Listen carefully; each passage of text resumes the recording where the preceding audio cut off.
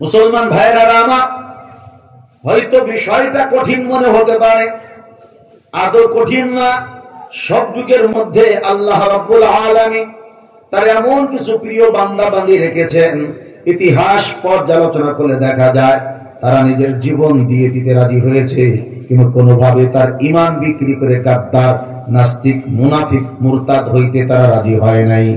কারণ তাদের সামনে মাসআলা ছিল এটা, এই দুনিয়ার জিন্দেগির সূচনাও আছে, আবার এই দুনিয়ার জিন্দেগির সমাপ্তিও আছে। এই জীবন বড় ছোট, দুনিয়ার এই জিন্দেগি এত ছোট, এত ছোট। আখিরাতের সামনে এক পলকও নয়, এক মুহূর্ত কালও নয়। আর আমি যদি আল্লাহর হুকুম বাদ দিয়ে, নবীর তরিকা বাদ দিয়ে, ঈমান থেকে দূরে গিয়ে আমি যদি বেঈমান হয়ে যাই, আল্লাহর নাফরমানদের তালিকায় নামটা লিখিয়ে ফেলি, রাসূল সাল্লাল্লাহু আলাইহি সাল্লামের গুস্তাখ যারা, তাদের দলে যদি আমি শামিল হয়ে যাই, আমার এই ছোট্ট দুনিয়াতে হয়তো কিছুক্ষণ আমি আমার মন মতো চলতে পারবো, যেটা বাহ্যিক বিপদ আপদ তার থেকে বাঁচতে পারবো, কিন্তু পরকালে অনন্ত অসীম কাল আমাকে জাহান্নামের আগুনে জ্বলতে হবে। আমি আখিরাত চাই, আমি দুনিয়া চাই না। নুরুল কোরআন ঘোষে চলে গা মাদ্রাসা তিনখানা 20তম বার্ষিক গজ মাহফিলের সম্মানিত শ্রদ্ধাভাজন সভাপতি, মাহফিল উপলক্ষে আমন্ত্রিত মুআজ্জাজ মুকাররম দেশবরেণ্য উলামায়ে কেরাম, দাঈ হযরত, উপস্থিত অন্যান্য উলামায়ে কেরাম, আমার সামনে উপবিষ্ট মুরব্বিন নিজাম, তরুণ ও যুবক বন্ধুরা, পর্দার আড়াল থেকে বয়ান শ্রবণরত আমার মা বোনেরা, আল্লাহ রাব্বুল আলামিনের দরবারে অসংখ্য অগণিত শুকর, যিনি আমাদেরকে অত্যন্ত দয়া মায়া করে, মেহেরবানি করে, নির্বাচিত করে, দুনিয়ার সমস্ত কাজকর্ম থেকে ফারেক করে জান্নাতের বাগিচায় একত্রিত হওয়ার তৌফিক দান করেছেন। আল্লাহ পাকের দরবারে দিল থেকে কালিমাত শুকর আদায় করে বলি আলহামদুলিল্লাহ। মুহতারাম হাজিরিন, আল্লাহ রাব্বুল আলামিন কোরআনে হাকিমের মধ্যে ইরশাদ করেন, ইন্নাল্লাযীনা ক্বালু রাব্বুনাল্লাহ, নিশ্চয় ওই সমস্ত মানুষেরা যারা বলে রব আমাদের আল্লাহ, যারা বলে রব আমাদের আল্লাহ, আমাদের রব কে? আল্লাহ। আল্লাহ বলেন যারা বলে রব আমাদের আল্লাহ, সুম্মাস্তাকামু, অতঃপর তারা অবিচল থাকে, অনড় থাকে, আল্লাহকে রব বলে স্বীকার করার পরে মৃত্যু পর্যন্ত তারা এই রবের স্বীকারোক্তির উপরেই থাকে। দুনিয়াতে যত আপদ বিপদ মুসিবত তাদের করে আসুক না কেন, আল্লাহ যে তাদের রব, এর থেকে একটুও তারা পদচ্যুত হয় না, পদস্খলিত হয় না। আল্লাহ রব্বুল আলামিনই যাতে তাদের রব, এই রবের স্বীকারোক্তির উপরেই তাদের জিন্দেগির খাতেমা, সমাপ্তি ঘটে। আল্লাহ বলেন এমন ঈমানদার যারা, তাদের জন্য আল্লাহ পাকের পক্ষ থেকে রহমতের ফেরেশতারা তাদের মৃত্যুর সময় অবতরণ করে। আল্লাহ বলেন তাতানাজ্জালু আলাইহিমুল মালাইকা, এই মানুষগুলোর ইন্তেকালের সময় যখন হয়, যখন তাদের মৃত্যুর সময় হয়ে যায়, তাদের কাছে আল্লাহ রব্বুল আলামিনের একদল রহমতের ফেরেশতারা অবতরণ করেন। আল্লা তাখাফু ওয়া লা তাহজানু ওয়া আবশিরু বিল জান্নাহ, এবং ওই রহমতের ফেরেশতারা তাদেরকে বলেন আল্লাহ তাখাফু, তোমরা ভয় করো না, ওয়া লা তাহজানু, এবং তোমরা দুশ্চিন্তাগ্রস্ত হয়ো না, চিন্তিত হয়ো না, ওয়া আবশিরু বিল জান্নাতিল্লাতী কুনতুম তুআদুন, এবং তোমরা ওই জান্নাতের সুসংবাদ গ্রহণ করো, যে জান্নাতের ওয়াদা তোমাদের সাথে করা হয়, সেই জান্নাতের সুসংবাদ তোমরা গ্রহণ করো। রহমতের ফেরেশতারা আরো বলেন নাহনু আউলিয়াউকুম ফিল হায়াতিদ দুনিয়া ওয়া ফিল আখিরাহ, আমরা দুনিয়াতে তোমাদের বন্ধু ছিলাম এবং আমরাই পরকালে তোমাদের বন্ধু থাকব। নাহনু আউলিয়াউকুম ফিল হায়াতিদ দুনিয়া, পার্থিব পৃথিবীতে আমরা তোমাদের বন্ধু ছিলাম, মৃত্যুর পরবর্তীতে জান্নাত ঢোকা পর্যন্ত প্রতি কঠিন কঠিন ঘাটিতে আমরা তোমাদের বন্ধু থাকব। ওয়ালাকুম ফিহা মা তাশতাহি আনফুসুকুম ওয়ালাকুম ফিহা মা তাদউন, এবং জান্নাতের মধ্যে তোমাদের জন্য মিলবে যা তোমরা চাইবে সেটাও, এবং যেটা তোমরা মুখ থেকে চাইবে না কিন্তু মন দিয়ে কল্পনা করবে, ইচ্ছা করবে, ওই নাজ ও নিয়ামত তোমরা জান্নাতের মধ্যে সর্বদা পেতে থাকবে। নুজুলাম মিন গফুরির রহিম, এটা হলো অতি দয়াময় ক্ষমাশীল আল্লাহ রাব্বুল আলামিনের পক্ষ থেকে তোমাদের জন্য মেহমানদারি। সুবহানাল্লাহ। এই হলো আয়াতগুলোর অর্থ। মুহতারাম হাজিরিন, প্রথম থেকে খেয়াল করি, আল্লাহ প্রথমেই বলে নিয়েছেন এই সমস্ত নাজ ও নিয়ামত, এই ধরনের সুন্দর ব্যবস্থাপনা তাদের জন্য যারা জীবনে স্বীকার করে নিয়েছে রব আমাদের আল্লাহ। শুধু রব আল্লাহ একথা বলেই তারা চুপ থাকেনি, বরং রব তাদের কাছ থেকে যখন যা চান সেটার উপরেই তারা থেকেছে, রবের স্বীকারোক্তির উপরেই তারা অবিচল থেকেছে। জীবনে সব কষ্ট দুঃখ তারা সহ্য করতে রাজি হয়েছে, কিন্তু আমি আল্লাহ যে তার রব, আমি তার খালিক মালিক রাজ্জাক, আমি তার জীবনদাতা, আমি তার বিধানদাতা, আমার গোলামি তাকে করতে হবে, আমার পথেই তাকে চলতে হবে, আমার কথাই তাকে মানতে হবে, এর থেকে সে কখনোই পদচ্যুত হয়নি। তাহলে আল্লাহকে রব বলে স্বীকার করা যেমন জরুরি, সাথে সাথে আল্লাহ আমার রব এর উপরে অবিচল থাকাও জরুরি। হাদিসের মধ্যে এসেছে শেষ জামানায় এমন একটা সময় আসবে যখন সকাল বেলার কিছু মানুষ যারা সকালে ইমানদার ছিল, কি ছিল? ইমানদার। ওই মানুষগুলো সন্ধ্যাবেলা বিকাল বেলা বেঈমান হয়ে যায়। নাউজুবিল্লাহ বলেন। আবার যেই লোকগুলো সন্ধ্যাবেলা বিকাল বেলা ইমানদার ছিল তারা সকালবেলা বেঈমান কাফের হয়ে যাবে। তার মানে এদের ঈমান কচুর পাতার উপরে থাকা পানির মতো। কচুর পাতার উপরে বৃষ্টি হলে পানি জমে, তবে বেশিক্ষণ থাকে না। কচুর পাতা যেদিকে কাত হয় ওই পানিটাও সেদিকে গড়িয়ে কি পড়ে যায়। আমাদের সমাজও এমন কিছু মুসলমান আছে, সকালে এক কথা বিকালে কি আর এক কথা। মসজিদে যাবে, আল্লাহর হুকুম মানবে, আল্লাহ রাসূল সাল্লাল্লাহু আলাইহি ওয়াসাল্লামের তরিকায় চলবে, কিন্তু যেই ওই লোকটা মসজিদ থেকে বের হয়ে যায় তখন দেখা যায় তার কথা কাজের মধ্যে আল্লাহও নেই, রাসূলও নেই। এমন কিছু মানুষ আছে না? একেবারে আছে। তাবলীগে যাবে, মাশাআল্লাহ, যতটা সময় তাবলীগে থাকে বাস আল্লাহর কথা মানে, নবীর কথা মানে। ওখান থেকে যখন ছুটি মেলে বাড়ি চলে আসে তখন আল্লাহ থাকে না, তার রাসূলও থাকে না। এমন কিছু মানুষ এই সমাজে আছে। মাহফিলের মধ্যে আইবে, ওলামায়ে কেরামের সাথে একসাথে একত্রতা পোষণ করে বলবে, ওলামায়ে হক্কানি যেখানে আমরা আছি সেখানে, আলেম ওলামা যেখানে আমরা আছি সেখানে। বড় দামি স্লোগান, কিন্তু এই লোকটা প্যান্ডেলের থেকে বাহিরে চলে যাওয়ার পরে ওলামায়ে কেরামের সাথে তো থাকেই না, বরং ওলামায়ে কেরামের সাথে দুশমনি করে, শত্রুতা করে। আছে না? ইমামের সাথে যখন চলে, হুজুর আপনাকে আমি অনেক ভালোবাসি, সত্যি কথা আপনাকে আমার অনেক পছন্দ হয়, আপনি হলেন আমার বেস্ট চয়েস, অনেক ভালো ভালো মহব্বতের কথা বলে। এই লোকটা আবার যখন ইমাম থেকে দূরে, ইমামের বিরোধী শিবির যারা, এদের সাথে যখন মিশে যায় তখন তাদের সাথে মিশে ইমামের বিরুদ্ধে ষড়যন্ত্রে লিপ্ত হয়। এমনও মানুষ আমাদের সমাজে আছে।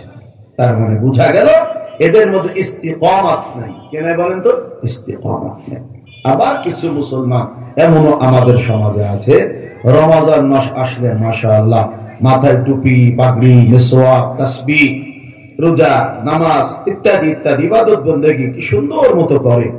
যেই না রোজার চাঁদ শেষ, শাওয়ালের চাঁদ উঠে গেল, অর্থাৎ ঈদের চাঁদ উঠে গেল, সাথে সাথে তাদের প্রথম আমল সেলুনে গিয়ে অথবা নিজেই আয়নার সামনে গিয়ে ভালো করে মুখটার কি করা করতো, শেভ করা আছে না? বলে ওই যে টুপি খুলে পকেটে ভরছে, আর বান্দা আগামী রমজানের আগে অথবা জুমার নামাজ ছাড়া মাথায় দেওয়ার প্রয়োজনও মনে করে না, আছে না? নাই বলে।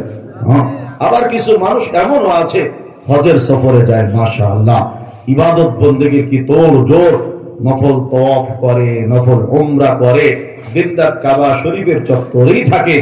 আল্লাহু আকবার কাবীরা। হজ শেষ, দাড়ি চাচা শুরু। বাড়ি আসতে না আসতে সেই ইসলামী লেবাস পোশাক যা হাজী সাহেবের সাথে ছিল সব শেষ। কেমন যেন সে এখানে হজে গিয়েছে শুধু একটা লক আপ কামানোর জন্য, তার নাম হলো কি আল হজ। বলে এমন হলে হবে না। রব্বি কারীম বলেন, যারা আমাকে রব বলে স্বীকার করবে, এই স্বীকারোক্তির উপরে তাকে আমরণ অবিচল থাকতে হবে।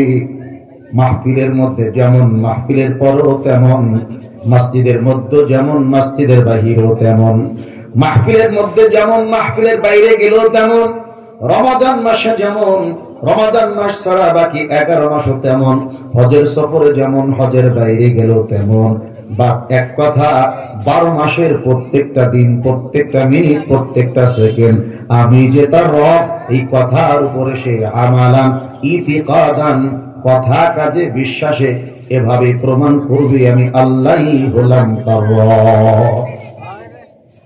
যখন তার সামনে আমি আল্লাহকে রব বলে জীবন চালানোর কারণে বাধা আইবে, বিপত্তি আইবে, এমনকি যদি তার জন্য এমন বিশাল বড় বিপদের পাহাড় চেপে যায়, আমি যদি আমার আল্লাহকে রব বলে স্বীকার করে তার দ্বীনের উপরে, ইসলামের উপরে অবিচল থাকি, তার গোলামি যদি ঠিকমতো করতে থাকি, তার রাসূল সাল্লাল্লাহু আলাইহি সাল্লামের পথের পথিক যদি হয়ে চলি, তো আমার উপরে মৃত্যু চলে আসতে পারে, আমার বিরুদ্ধে অনেক ষড়যন্ত্র হতে পারে, আমাকে গুম হতে পারে, আমি খুন হয়ে যেতেও পারি। এরকম কঠিন যদি বিপদের মুহূর্ত তার কাছে এসে যায়, আল্লাহ রাব্বুল আলামিন বলতে চান সবকিছু সে হাসি মুখে মেনে নিতে রাজি হয়। তারপরে আমি আল্লাহর পক্ষ থেকে যে পথ তাকে দেয়া হয়েছে, সিরাতে মুস্তাকিম, এই পথের থেকে সে এক চুলো এদিকে এদিকে হয় না। এমন মানুষের জন্যই তার মৃত্যুর সময় আমার পক্ষ থেকে নাজিল হবে রহমতের ফেরেশতা। যেমন আপনারা একটা উদাহরণ নিতে পারেন, হযরত মুসা আলাইহিস সালামের আমলে ফিরআউনের বাড়িতে ফিরআউনের এক মেয়ে, সেই মেয়ের এক ছিল খাদেমা, সেবিকা, এক খাদেমা সেবিকা। সে ফিরআউনের মেয়ের খেদমত করত, তার সেবা যত্ন করত। তার একটা ডিউটি ছিল, বিশেষ ডিউটি, সেটা হলো ফিরআউনের মেয়ের চুলে তেল দেওয়া, তার চুলকে আছড়িয়ে দেওয়া, চিরুনি দেওয়া, কান্নি করা। এই আমল সে করত।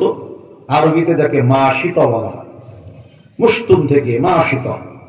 তো ওই মহিলার নামও ইতিহাসে মাশিতা বিনতে ফেরাউন হয়ে গেছে। ফেরাউনের মেয়ের মাথার চুলকে পরিপাটি করত, বিন্যাস করে দিত, সুন্দর মতো আছড়িয়ে খোপা বেনি করে দিত। এই মাশিতা বিনতে ফেরাউন, আল্লাহু আকবার কাবীরা, চাকরি করে ফেরাউনের বাড়িতে, বেঈমানের বাড়িতে, বেঈমানের গডফাদার তার বাড়িতে। দুনিয়ার মধ্যে যেই কয়টা শয়তান বদমাইশ মানুষ নিজেকে রব বলে দাবি করেছে, ফেরাউন তার একটা, যে দাবি করেছিল আনা রব্বুকুমুল আলা, আমি হলাম তোমাদের মহান রব। জোরে বলি নাউযুবিল্লাহ। এই ফেরাউনের বাড়িতে তার মেয়ের চুলকে বিন্যাস করে দেয় এক মহিলা। একটু খেয়াল করেন, আল্লাহ রব্বুল আলামিন তার ভাগ্যকে চমকে দিয়েছিলেন, আল্লাহ তাকে সঠিক বুঝদান করেছিলেন। সে গোপনে গোপনে মুসা আলাইহিস সালামের কালিমা পড়ে মুসলমান হয়ে গিয়েছিল। সুবহানাল্লাহ। মুসা আলাইহিস সালামের কালিমা পড়ে সে মুসলমান হয়েছে, লা ইলাহা ইল্লাল্লাহ মুসা কালিমুল্লাহ, এই কালিমা পড়ে তিনি মুসলমান হয়েছেন। গোপনে গোপনে ধর্ম পালন করেন। ফেরাউনের পরিবারের একটা লোকও জানে না যে এই মহিলাটা গোপনে মুসলমান হয়ে গেছে। একদিনের ঘটনা, মাশিতা বিনতে ফেরাউন, ফেরাউনের মেয়ের চুলকে যখন চিরুনি দিয়ে আছড়ে দিচ্ছিল, যে কোনো কারণে তার হাতের থেকে চিরুনিটা জমিনে পড়ে গেছে। কোথায়? জমিনে। জমিনে চিরুনি যেই না পড়ে গেছে, সে ঈমানের তাকিতে কি কারণে যেন আস্তে করে একটু জোর আওয়াজে চিরুনি তোলার সময় পড়ে ফেলেছে, বিসমিল্লাহ, আল্লাহর নামে চিরুনি তুললাম, বিসমি রব্বি, আমি আমার রবের নামে চিরুনি তুললাম। তো মাশিতা, যেই মেয়েটার চুলকে বিন্যাস করে দিত ফেরাউনের ওই কন্যা, সে মনে মনে খুব খুশি। এবার সে মুখ ফুটে বলেই ফেললো, আচ্ছা মাশিতা, তুমিও যে আমার আব্বাকে রব মানো তা তো আমি জানতাম না। সে মনে করেছে এই রব বলতে তার আব্বা ফেরাউন, যেহেতু তার আব্বাও নিজেকে কি মনে করে? রব মনে করে। আমরা হলে কি করতাম? ধরা তো খাইছি, যেভাবে পারি আমার জীবনটা বাঁচাতাম, ইমানের যা হয় হোক, নাউজুবিল্লাহ বলেন। আর মাশিতার চিন্তা হলো ইমান বাঁচাতে হবে, তাতে আমার জীবনের যা হয় হোক, কারণ আমার জীবনের চেয়ে আমার ইমান দামি। এ জীবন তো বাঁচার জন্য না, এ জীবন হলো ইমানের সাথে বাঁচার জন্য, শুধু বাঁচার জন্য না। কিসের সাথে বাঁচা? ইমানের সাথে বাঁচা। জীবন যত লম্বা হবে এটা তত দামি হবে যদি ওই লম্বা জীবন ঈমান আর আমলের সাথে হবে। এক হাদিসের মধ্যে এসেছে, রাসূল আকরাম সাল্লাল্লাহু আলাইহি ওয়াসাল্লামকে একজন প্রশ্ন করেছে, আইয়ুন নাসি খায়রুন, মানুষের মধ্যে দামি মানুষ কে? মানুষের মধ্যে শ্রেষ্ঠ কে? মানুষের মধ্যে উত্তম মানুষ কে?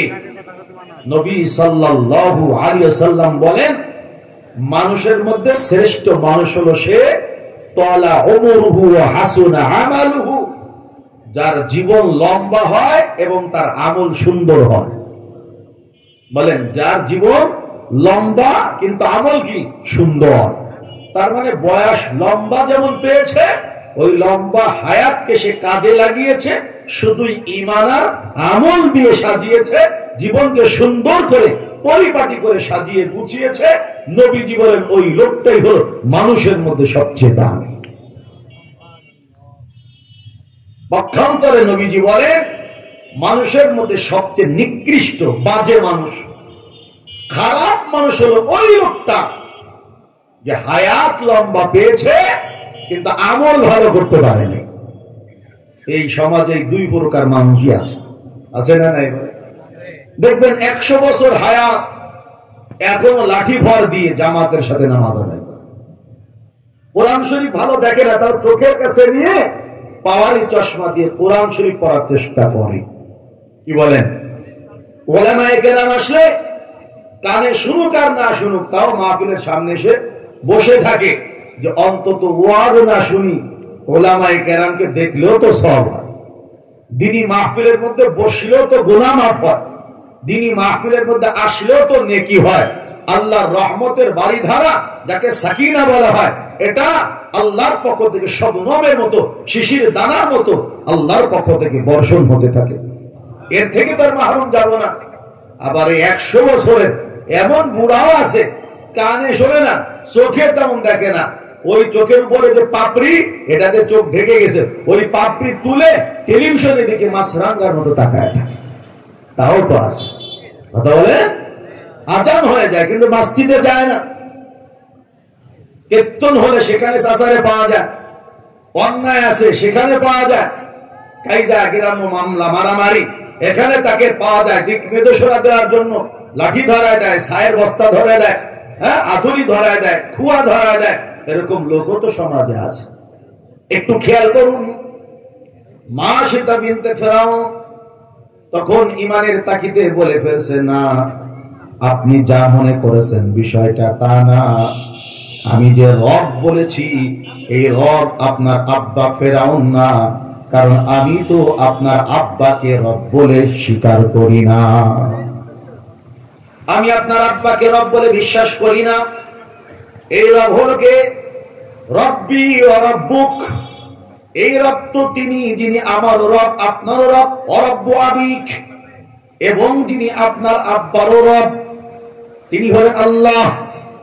এই কথাটা যখন তিনি প্রকাশ করে দিয়েছেন, ফেরাউনের পরিবারের কাছে এখন স্পষ্ট ওয়াজিহ হয়ে গেছে এই মহিলা আমাদের দলের লোক না, সে হলো মূসা আলাইহিস সালামের ধর্মের অনুসারী। ফেরাউনের কাছে মামলা দিয়ে দিল মেয়েটা, আব্বা যেই খাদিমা সেবিকা আমার চুলকে বিন্যাস করে দেয়, বেঁধে দেয়, সে তো আপনাকে রব মানে না, সে তো মূসা আলাইহিস সালামের রবকে রব বিশ্বাস করে। এখন আপনার কাছে আমার একটাই মাত্র দাবি, এর উপযুক্ত শাস্তি আপনাকে জনসম্মুখে দিতে হবে। ফেরাউন সঙ্গে সঙ্গে তার রাজ দরবারের যারা জল্লাদ ছিল তাদেরকে প্রস্তুত হতে বলল। একটা বিশাল ডেকচির মধ্যে তেলকে গরম করা হলো।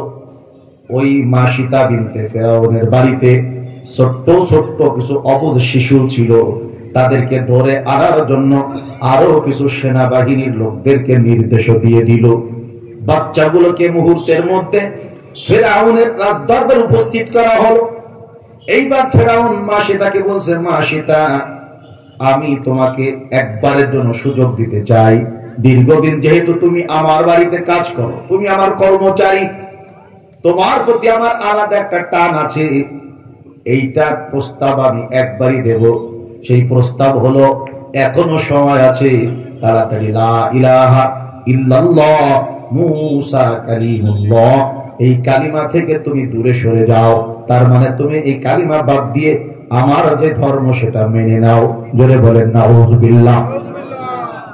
যদি মেনে নাও তুমিও বেঁচে যাবে, তোমার শিশু সন্তানেরা বেঁচে যাবে। আর যদি তুমি আমার কথা মোতাবেক না চলো, তোমার চোখের সামনে তোমার ছোট্ট ছোট্ট সোনামণি বাচ্চাদেরকে মেরে ফেলানো হবে, সর্বশেষ তোমাকে মেরে ফেলানো হবে। এখন দেখো তুমি কোনটা করবে।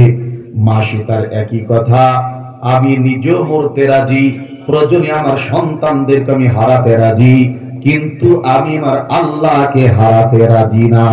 আল্লাহু আকবার। মাসিতা বিনতে ফিরাউন, ইন্নাল্লাযীনা ক্বালু রাব্বুনাল্লাহ থুম্মা ইসতাকামু, এই আয়াতের মধ্যে আল্লাহ পাক যেমন মুমিন আমাকে আপনাকে হতে বলেন, তিনি ছিলেন সেই পর্যায়ের মুমিন। মাসিতা বলে, তোমার যেটা ইচ্ছা সেটা করতে পারো, আমি ঈমান হারা হতে চাই না। তার সবচেয়ে বড় সন্তান যে ছিল, জল্লাদেরা ওই উত্তপ্ত গরম তেলের মধ্যে ডেকচির মধ্যে আস্তে করে ফেলে দিল। ছোট্ট একটি শিশু বাচ্চা, কতক্ষণ আর লাগে, অল্প সময়ের মধ্যে তেলের মধ্যে পড়ে সে শহীদ হয়ে গেল। চামড়াগুলো গোশতগুলো তেলের সাথে মিশে গেল। ছোট্ট ছোট্ট কচিহার গুলো ওই তেলের উপরে ভাসতে শুরু করে দিল। মাসিতা দেখলো, চোখ দিয়ে পানি পড়লো, মায়া লাগলো, কাঁদলো, কিন্তু ঈমান হারা হয়ে সে বেঈমান হলো না। একেই বলা হয় ইস্তিকামাত, অবিচলতা। আবার মাসিতাকে বলা হলো, মাত্র তোমার একজন সন্তানকে শহীদ করা হয়েছে, মৃত্যুদণ্ড দেওয়া হয়েছে, আরো তো 2 জন আছে, সময় আছে, তুমি এখনো কালিমা ফেরত নাও, আমার দলভুক্ত তুমি হয়ে যাও। মাসিতা বিনতে ফিরাউন আবার মতো আগের মতোই বললেন, আমার একই কথা, জীবন দেব, সন্তান দেব, কিন্তু ঈমান হারা হইতে আমি রাজি না। দ্বিতীয় সন্তানও শহীদ হয়ে গেল। একদম ছোট্ট যে সন্তান, শিশু সন্তান, যে তার স্তন্য এখনো পান করে, এখনো দুধ ছড়ানোর বয়স হয় নাই, ওই দুধের সন্তানটাকে যখন ফেরাউনের লোকেরা, সন্ত্রাসীরা যখন টান দিয়ে নিয়ে যাচ্ছিল, তখন মাসিতার দিলের মধ্যে আলাদা একটা আবেগ কাজ করেছে। আল্লাহ রাব্বুল আলামিনকে দিলে দিলে বলে ফেলেছে, আল্লাহ আমার এই ছোট্ট শিশু সন্তানকে যখন সে টান দিল, আমার দিলের মধ্যে এমন একটা মায়া লাগলো, আমি এখন কি করব আমি বুঝতে পারছি না। আমার ঈমান রক্ষা করতে হবে সেটাও যেমন আমার জন্য জরুরি, আবার কেন যেন দিল বলে এই বাচ্চাকে বাঁচানোর জন্য যা করা দরকার সেটাও জরুরি। আল্লাহ, এই কঠিন মুহূর্তের মধ্যে আপনি যদি আমার ঈমান রক্ষা না করেন, আমার দ্বারা আমার ঈমান রক্ষা করা সম্ভব না। যত কঠিন পরিস্থিতি হোক না কেন, আমি যেন আমার ঈমানের পরে অবিচল থাকতে পারি, সেই তৌফিক আপনি আমাকে দান করে দেন। এখান থেকে একটা কথা মনে রাখবেন, আমার আপনার যে ঈমান, এই ঈমান কিন্তু বড় দুর্বল। ছোট ছোট পরীক্ষার কারণে যাদের ঈমান চলে যায়, মস্ত বড় পরীক্ষা যদি ঈমানের উপরে আল্লাহ আমাদের নেওয়া শুরু করে দেন, আমাদের দ্বারা ঈমান রক্ষা করা বড় কঠিন হয়ে দাঁড়াবে। কথা বলেন ঠিক না? ঠিক না? এনজিওদের 5,000 টাকা, কোন নেতার 10,000 টাকা, এলজিবিটির সাথে যারা সম্পৃক্ত তাদের কিছু সুযোগ সুবিধা, এতটুকু পাওয়ার কারণেও কত মুসলমান আমাদের থেকে দূরে তাদের কাছে চলে যায়। কথা বলেন? এই মানুষগুলোর সামনে যদি দাজ্জাল এসে যায়, আপনারা কি বলেন এরা ঈমান রক্ষা করতে পারবে? এই দাজ্জালের হাতে আল্লাহ অনেক ক্ষমতা দিয়ে দিবেন, অনেক ক্ষমতা দিয়ে দিবেন। তার এক হাতে জান্নাতের দৃশ্য দৃশ্যমান হবে, আর এক হাতের মধ্যে জাহান্নাম দৃশ্যমান হবে, এবং সে মানুষদেরকে বলবে আমি তোমাদের খোদা। জোরে বলেন নাউযুবিল্লাহ। আমি তোমাদের রব, আমি তোমাদের আল্লাহ, আমাকে মানো। যদি মানো, এই যে দেখো জান্নাত, তাহলে জান্নাতে ঢুকতে পারবে, আর আমাকে অমান্য করলে তোমাকে হত্যা করব। এই দেখো জাহান্নাম, জাহান্নামের মধ্যে তোমাকে নিক্ষেপ করব। এটা দেখে অনেক মানুষ তার কথা মেনে বেঈমান হয়ে যাবে। নাউযুবিল্লাহ। দাজ্জালের এমন ক্ষমতা থাকবে, সে যেই জমিন দিয়ে হেঁটে যাবে, ওই জমিনের নিচে ভূগর্ভস্থ যত সম্পদ আল্লাহ লুকায়িত রেখেছে, মনে করুন কোথাও আছে তেল, কোথাও আছে অক্টেন, কোথাও স্বর্ণের খনি, কোথাও রূপার খনি, কোথাও মণিমুক্তার খনি, ওই দাজ্জাল যখন সেই রাস্তা দিয়ে এলাকা দিয়ে হেঁটে যাবে, ওই জমিনের নিচে যত সম্পদ সব উপরে উঠে দাজ্জালের পিছনে মৌমাছির মতো ছুটতে থাকবে। এগুলো দেখে ঈমান বাঁচানো বড় কঠিন ব্যাপার হয়ে দাঁড়াবে। সাধারণ মুসলমান তাকে অলৌকিক ক্ষমতার অধিকারী মনে করে তারপরে ঈমান এনে বেঈমান হয়ে যাবে। এজন্য সবসময় দোয়া করতে হয়, আল্লাহ আমার ঈমানকে আপনি মজবুত করে দেন। আমি বড় দুর্বল ঈমানদার, আপনি আমার ঈমানকে সবল করে দেন, আমাকে হেদায়েত আপনি নসিব করে দেন, সিরাতে মুস্তাকিমের উপরে যেন আমি চলতে পারি সেই তৌফিক আমাকে দান করেন। ঈমানের পথে চলতে গিয়ে বড় কঠিন কঠিন পরীক্ষা আপনি আমাকে দয়া করে দিবেন না, আমি পাশ করতে পারবো না। ছোট ছোট পরীক্ষা মাঝে মাঝে যেটা না, সেটার উপরে যেন আমি পাশ করতে পারি সেই তৌফিক আপনি আমাকে দান করে দেন। এর জন্য নিয়মিত আল্লাহর কাছে দোয়া করার দরকার আছে না নাই? কোরআন শরীফের মধ্যেই তো আল্লাহ আমাদেরকে দোয়া শিক্ষা দিয়ে দিয়েছে। রব্বানা লা তুযিগ কুলুবানা বা'দা ইদ হাদাইতানা ওয়া হাব লানা মিন লাদুনকা রাহমা ইন্নাকা আনতাল ওয়াহ্হাব। রব্বানা, হে আমাদের রব, লা তুযিগ কুলুবানা, আমাদের অন্তরকে আপনি বক্র করে দিয়েন না, বা'দা ইদ হাদাইতানা, আপনি আমাদেরকে হেদায়েত করার পরে, আপনি যখন সঠিক পথ আমাদেরকে দেখিয়ে দিয়েছেন, বাঁকা পথ পরিহার করে চলা যখন শিক্ষায় দিয়েছেন, ওই বাঁকা পথে, অন্ধকার পথে আমাদেরকে আর নিয়ে যেয়েন না। ওয়াহাব লানা মিন লাদুনকা রাহমা, আপনার পক্ষ থেকে বিশেষ রহমত আমাদেরকে দান করুন। ইন্নাকা আনতাল ওয়াহ্হাব, নিশ্চয় আপনি হলেন মহাদাতা, আপনি ছাড়া এগুলো দান করার ক্ষমতা কারোর নাই। তাহলে নিয়মিত এই দোয়া যদি করা যায়, এই দোয়ার বরকত ইনশাআল্লাহ আল্লাহ আমাদেরকে সঠিক পথের উপরে ঈমান রক্ষা করে থাকার তৌফিক দিয়ে দিবেন। চেষ্টা করবেন তো ইনশাআল্লাহ? মাশিতা বিনতে ফিরআউন যখন আল্লাহর কাছে রুজু হয়েছে, একান্তে যখন কায়মন বাক্যে দোয়া করেছে, আল্লাহ রাব্বুল আলামিন তার ঈমান হেফাজতের অলৌকিক ব্যবস্থাও করে দিয়েছেন। সুবহানাল্লাহ। ছোট্ট শিশুকে যখন বুকের থেকে টান দিয়ে ফিরআউনের লস্করা ওই গরম তেলের মধ্যে ডেকসির মধ্যে ফেলে দিয়েছে, সাথে সাথে ওই ছোট্ট শিশু যে কথা বলতে জানতো না, আল্লাহ রাব্বুল আলামিন তার জবান দিয়ে কথা বলার ক্ষমতা দান করে দিয়েছে। আল্লাহ পারেন না? পারেন। ছোট্ট শিশু তখন তার মাকে ডাক দিয়ে বলে, ইয়া উম্মা, ইয়া উম্মি, ইন্নাকি লাআলাল হক। ও আমার সম্মানিতা মাতা, নিশ্চয় আপনি সত্যের উপর অধিষ্ঠিত আছেন, আপনি সত্য ধর্মের উপরে আছেন।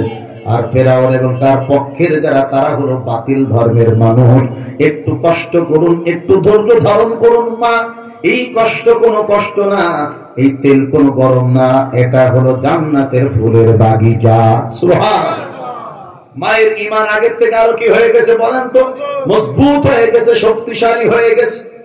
এজন্য উলামায়ে কেরাম বলেন, ঈমান যদি খাঁটি হয়, কোন কারণে ওই ঈমানের উপরে যদি হালকা একটু ময়লা পড়ে, অনেক সময় আমাদের বইয়ের উপরে, আমাদের আসবাবপত্রের উপরে হালকা ধুলোবালি রাস্তা থেকে উড়ে উড়ে গিয়ে পড়ে, ওটা এখনো যদি বইয়ের পাতার সাথে মিশে না যায়, হালকা একটু কোন রকম বাড়ি দিলে ঝরে পড়ে যায়, হালকা একটু কোন রকম মোছা দিলে সেগুলো দূর হয়ে যায়, আগের মতো বই চকচক করে, সামানা পত্রগুলো আগের মতো ব্যবহার করার উপযোগী হয়ে যায়। বলে আমরা চলতে অবস্থায় ঈমান সবল থাকা সত্ত্বেও কিছু গুনাহের ধুলাবালি আমাদের কলবের মধ্যে পড়ে, পড়ে না পড়ে না বলেন?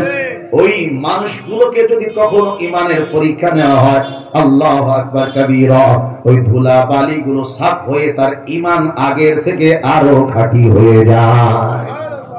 যেমন স্বর্ণকারের কাছে যদি আমরা আমাদের পুরানো অলংকার গুলো নিয়ে যাই, ব্যবহারের কারণে মা বোনদের অলংকারের মধ্যে ময়লা জমে না জমে না? জমে। ওইটা যদি খাঁটি সোনা দিয়ে তৈরি করা হয়, যিনি দক্ষ সোনারু স্বর্ণকার, তার কাছে যে মেডিসিন আছে সেগুলো দিয়ে একটু ভালো করে যদি ঘষা মাজা করে, ওই ময়লাগুলো দূর হয়ে গেলে আগের চেয়েও স্বর্ণ খাঁটি মনে হয়। ঠিক না? ঠিক না? ঈমানদারকে যখন আল্লাহ ঈমানের পথে পরীক্ষা নেন, আর আল্লাহ যখন তার ঈমান রক্ষার ব্যবস্থা করে দেন, তখন আগের থেকে পরের ঈমান আরো বেশি মজবুত হয়ে যায়। সুবহানাল্লাহ। মা সীতা বিনতে ফেরাউন ঈমানের পরে আরো অবিচল হয়ে গেছেন। আল্লাহর কুদরত তো সে নিজের চোখে এখন দেখতে পেয়েছেন। তিনটা সন্তান আল্লাহর পথে চলার কারণে তার শহীদ হয়ে গেছে, এরপরও যে অবিচল থাকতে পেরেছে, বলুন তার ঈমান আমাদের থেকে মজবুত নাকি মজবুত না? মা সীতা বিনতে ফেরাউনকে এবার ফেরাউন বলছে, ফেরাউন বলে, এ মা সীতা, সন্তানগুলো তোর শহীদ হয়ে গেল, এখন মাত্র তোর পর্ব বাকি। তুমিও যদি আগের মতো ঈমানদারি থাকো, আমি তাদের সাথে যে আচরণ করেছি তোমার সাথে সেই আচরণ করব। মা সীতা বলে, তোমার যা ইচ্ছা তুমি করো, আমার জীবনের কোনো পরোয়া নাই, কারণ আমার দিলের মধ্যে ইয়াকিন জন্মে আছে, আমার রব, আমার আল্লাহ মারেনও তিনি, বাঁচানো তিনি। তোমার হাতে যদি আমার মরণ থাকে, এই তেলের মধ্যে যদি আমার মরণ থাকে, দুনিয়ার কেউ আমাকে বাঁচাতে পারবে না। আর যদি এখানে আমার মরণ লেখা না থাকে, পৃথিবীর সবাই মিলে আমাকে মারতে পারবে না। মা সীতাকে এবার ফেরাউন বলে, তো মা সীতা, মৃত্যুর প্রহর এখন তুমি গুনতে শুরু করে দাও। মরার আগে তোমাকে আমি একটা কথা বলি, যদি মৃত্যুর আগে তোমার শেষ কোনো ইচ্ছা থাকে, আশা থাকে, সেটা বলো, আমি তোমার সেই শেষ আশাটা পূরণ করতে চাই। মা সীতা বলে, তোমার কাছে আমার চাওয়া পাওয়ার কিছু নাই, যা কিছু চাওয়া পাওয়ার সব তোমার আল্লাহর কাছে। কথা বলে ঠিক না? ঠিক না? তারপরে তুমি বলেছ, তো ছোট্ট একটা ইচ্ছা তোমার কাছে ব্যক্ত করি, রাখা না রাখা তোমার কাজ। বলে, বলো তো দেখি। বলে, ইচ্ছাটা হলো এই, আমার তিনটা শিশু সন্তান যে শহীদ হয়ে গেছে, ওদের ওই কচি হাড়গুলো, আর আমি শহীদ হয়ে যাওয়ার পরে আমার হাড়গুলো, এই সব হাড়গুলো একটা জায়গায় জমিন খোদাই করে এক জায়গায় একই কবরের মধ্যে তুমি মাটি দিবে, দাফন দিবে, এটুকু আত্ম তোমার কাছে চাই। মা সীতার এই চাহিদা শুনে ফেরাউন পর্যন্ত অবাক হয়ে গেছে। এটা কি আশ্চর্য ধরনের চাহিদা! মানুষ তো জীবন ভিক্ষা চায়, কাউকে দেখতে চায়, কিছু খাইতে চায়, কিছু পান করতে চায়। আর লোকটা বলে তার হাড্ডি সহ তার বাচ্চার হাড্ডি গুলো এক জায়গায় রাখতে। মা সীতা বলে, ফেরাউন, আমি জানি আমার ধর্ম বলে দ্বীনের জন্য, ঈমানের জন্য যারা শহীদ হয়ে যায়, যে যেভাবে মারা যাবে, শহীদ হবে, পরকালে ওভাবেই তারা রব্বে কারীমের দরবারে কিয়ামতের মাঠে হাজির হবে। আমার বাচ্চাগুলোর হাড্ডি আর আমার হাড্ডিগুলো একসাথে কিয়ামতের ময়দানে উঠবে। আমাদের এই হাড্ডিগুলো সাক্ষী দিবে আমরা দিনের উপর অবিচল ছিলাম। রব্বে কারীমে আমরা যে স্বীকারোক্তি দিয়েছি রব্বি আল্লাহ, এর পক্ষে প্রমাণ হবে। ফিরআউন ঠিক তাই করেছে। রাসূল আকরাম সাল্লাল্লাহু আলাইহি ওয়াসাল্লাম মেরাজের রজনীতে যখন নাকি যাচ্ছিলেন মসজিদুল আকসার কাছে, তখন উপর থেকে এই হাড্ডিগুলো যেখানে দাফন করা হয়েছিল, এই হাড়ের থেকে মিশকু আম্বারের থেকে আরো দামি তীব্র সুঘ্রাণ ছুটিয়ে আল্লাহ রাব্বুল আলামিন আমাদের নবীজির নাকেও লাগিয়ে দিয়েছিলেন। একটু খেয়াল করেন তো তাদের ঈমান কত মজবুত। এইরকম ভাবে সাহাবায়ে কেরামের ঈমান কত মজবুত। দ্বীনের পথে চলতে গিয়ে সাহাবায়ে কেরাম কি না কষ্ট করেছেন, যত রকম কষ্ট হতে পারে সব সহ্য করেছেন। বাড়ি হারা হয়েছেন, ঘর হারা হয়েছেন, নিজের জীবনের সমস্ত সম্পদ যা কিছু তারা কম বেশি অর্জন করেছেন মক্কাতে ছিল, জমি জমা বাগান বাড়ি গাড়ি আপনজন আত্মীয় স্বজন সবগুলো তাদের ছাড়তে হয়েছিল। কথা বলেন, কেউ তো শহীদ হয়ে গেছেন মক্কায় থাকতে, কেউ চলে গিয়েছেন হিজরত করে হাবশা আবিসিনিয়া ইথিওপিয়াতে, কেউ হিজরত করে চলে গিয়েছেন মদিনা মুনাওয়ারায়। আর যারা ছিলেন তারা বিভিন্ন রকমের অত্যাচার জুলুম নির্যাতন সহ্য করেছেন। পুরুষরাও যেমন সহ্য করেছেন, মহিলা সাহাবিয়া যারা তারাও সহ্য করেছেন। কিন্তু তাদের একটাই কথা ছিল, যত প্রকার কষ্ট আছে সব সহ্য করতে পারি, কিন্তু আল্লাহ রাব্বুল আলামিনকে যে রব বলে স্বীকার করেছি, এই স্বীকারোক্তি থেকে এক চুলও আমরা এদিক ওদিক হইতে রাজি নই। এদের কথাই রাসূল আকরাম সাল্লাল্লাহু আলাইহি সাল্লাম বলেন, তিন গুণের অধিকারী যারা, তারাই ঈমানের স্বাদ আস্বাদন করতে পেরেছে।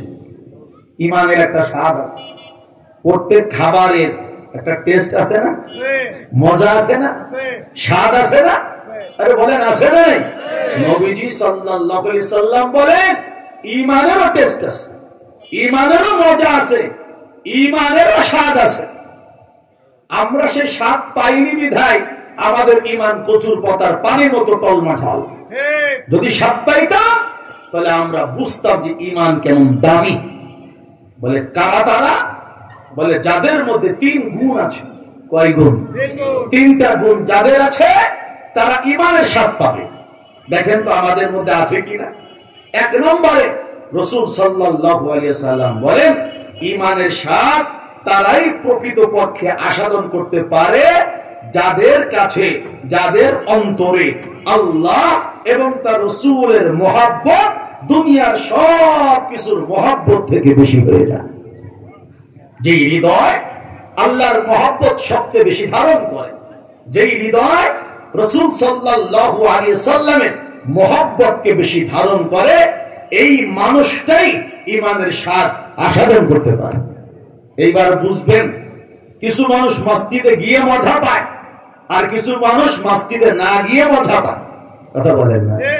কিছু লোক নামাজ পড়তে পেরে নিজেকে খুব বুদ্ধিমানী মনে করে, আর কিছু লোক নামাজ পড়তে পারে নাই, ফাঁকি দিতে পারছে, এজন্য নিজেকে বুদ্ধিমান মনে করে। কিছু লোক সত্য কথা বলতে পেরে সন্তুষ্ট হয়, আর কিছু লোক আছে মিথ্যার আশ্রয় নিতে পারলেই সন্তুষ্ট হয়। আছে না? নাই বলে?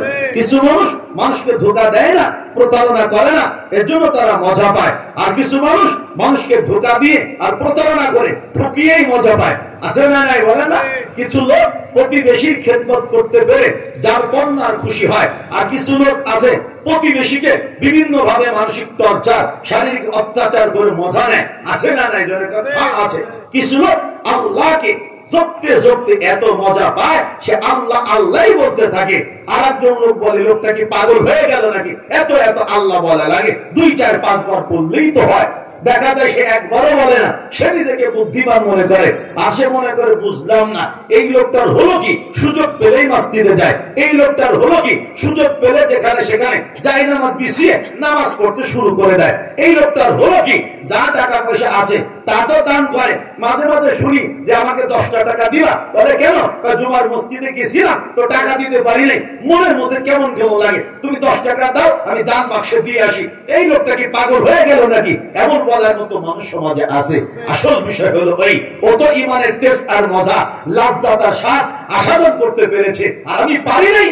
এই জন্য ওই জিনিস তিতা না, আমার কাছে তিতা লাগে। আর ওইটা যে আসলে মিষ্টি, মজা, মিঠা, এটা সে বুঝতে পেরেছে। এই জন্য মিঠাইয়ের লোভে সে সদা সর্বদা আল্লাহ এবং তার রাসূলের পথে পাগলামি করে। এক নাম্বার, যার অন্তরে আল্লাহ আল্লাহ রাসূলের মহব্বত দুনিয়ার সব কিছুর থেকে বেশি হয়ে যায়, নবী সাল্লাল্লাহু আলাইহি সাল্লাম বলেন তারা ঈমানের স্বাদ আস্বাদন করতে পারে।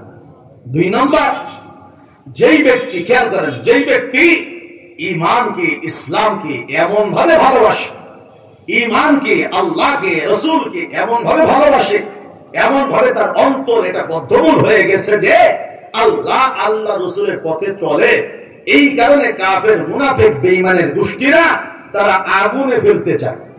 কি করতে চায়? আগুনে ফেলতে চায়।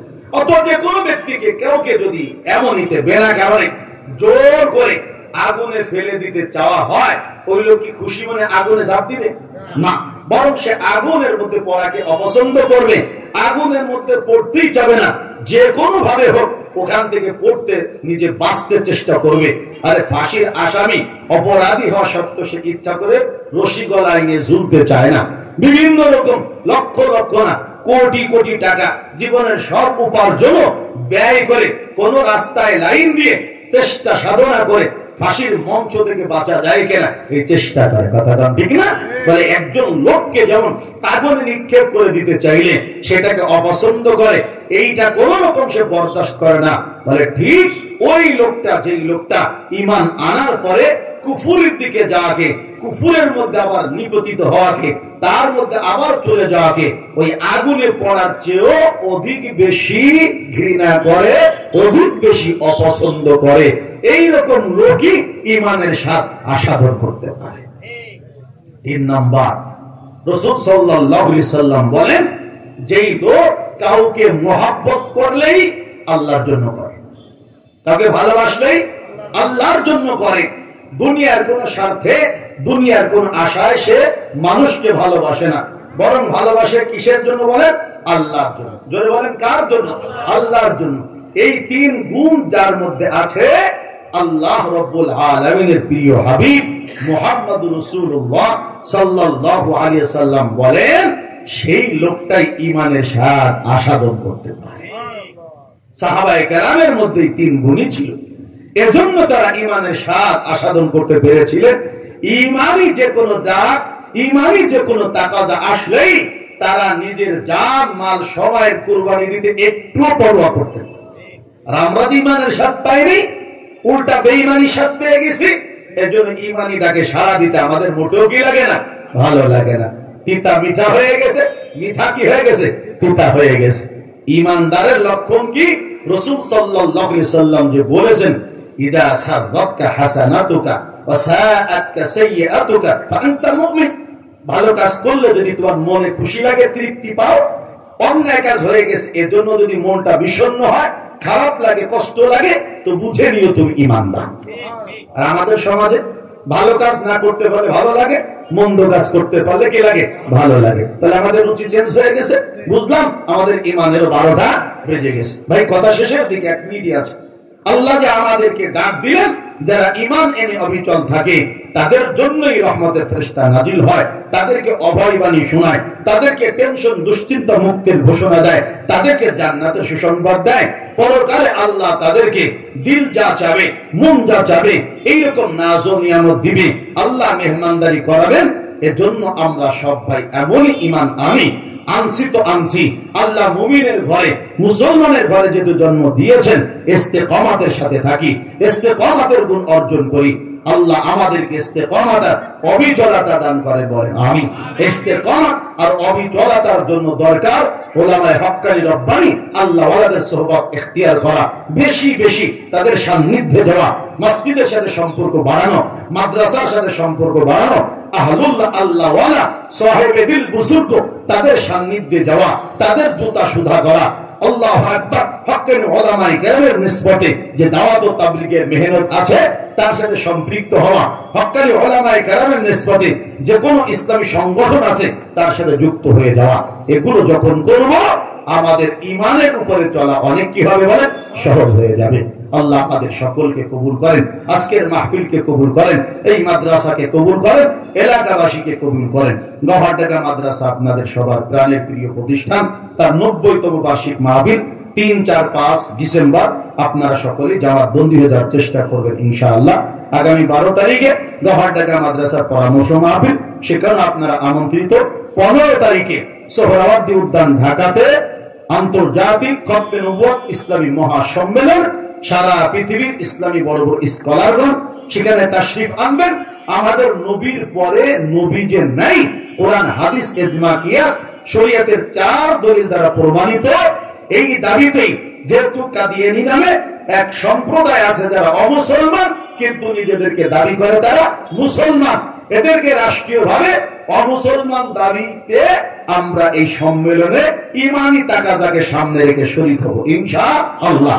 ঈমানি একটা স্লোগান দিয়ে শেষ করি। আমি আপনাদেরকে বলবো নবীর পরে নবী নাই, আপনারা বলবেন রাষ্ট্রীয় আইন চাই। কতটুকু বলবেন? রাষ্ট্রীয় আইন চাই। এটা কোনো মার্কার স্লোগান না, এটা ঈমানি স্লোগান। কথা বল ঠিক না? ঠিক না? নবীর পরে নবী নাই, রাষ্ট্রীয় আইন চাই। নবীর পরে নবী নাই, রাষ্ট্রীয় আইন চাই। কাফের কাফের কাদিয়ানী কাফের, কাফের কাফের কাদিয়ানী কাফের, কাফের কাফের কাদিয়ানী কাফের, কাদিয়ানী কাফের কাদিয়ানী কাফের, কাফের কাফের কাদিয়ানী কাফের। নবীর পরে নবী নাই, রাষ্ট্রীয় আইন চাই। জাযাকুমুল্লাহ ওয়া আখিরু দাওয়ানা আলহামদুলিল্লাহি রাব্বিল আলামিন।